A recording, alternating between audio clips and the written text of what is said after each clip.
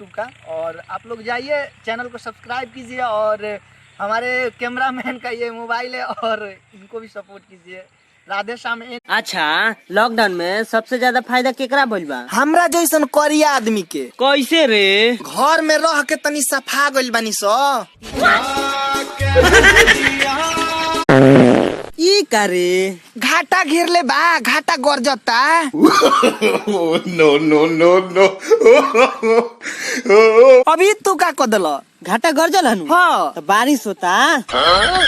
अरे बाप रे बाप, हई रानी मंगिया जारी, बाप रे बाप, मंगिया जारी टुअरी। का भइल बा हो? भाग रे, का बताइयो भतर कटनी दूसरा के भातार पर लाइन मारतिया। बाप रे बाप, जीवन ढहन एकरा मांग में कोयला धरो रानी के दूसरा के भातार के साथ बिगो वीडियो बनावती है, ड्यूट बनावती है आ कहतिया नु कि तुम नहीं मिलोगे तो मैं मार जाऊं। हे सूरज बाबा, तू जड़ते उगता रहो आ जड़ते डूबता रहो और रानी के कोनो उपाय कर। हां, और रानी के मांग दरा जाओ रानी के। हे सूरज बाप, ए भगवान तनी गर्मी कम कर। काहे रे, गर्मी से तोरा कोनो दिक्कत बा का? हाँ, 2 दिन गर्मी पड़ल, मुंह हमार बुझाता जे करिया पलोथिन ह। देख भाई, मेहरारू के कब मुड़ी पर ना चढ़ावे के चाहिए। हमार मेहरारू बिया नु कि एक बेर डांट दिले नु तो चेव ना बोले ले। देखो दे आवती है, देख ले। अरे नोतिया करी मना, हे जब का मजलिस लगौले बाड़ी नोतिया, तोर खून पी जाएम।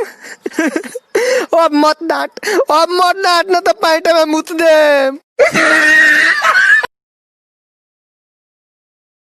पहले हमार खेत जोताई ना, पहले हमार खेत जोताई। कहत नहीं कि हमार जोताई।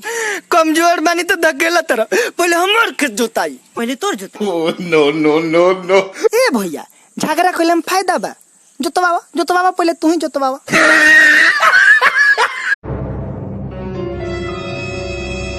रे, खेतों में का करता रे? कुछ ना, मैदान उदान करता का रे? ना हो। तो का करता रे में? हमार दादा सतुआ खातरन, एगो मरचा चोरावे आइल बानी। जाना तारा भाई, कोरोना आइला से विश्व में बहुत लॉस भइल बा। हाँ, लेकिन एक चीज के फायदा भइल बा। का? हमरा गांव के अनपढ़ों में हेरारू नु कहत तरी स कि बहरी मत जालो, लॉकडाउन चलता। नो।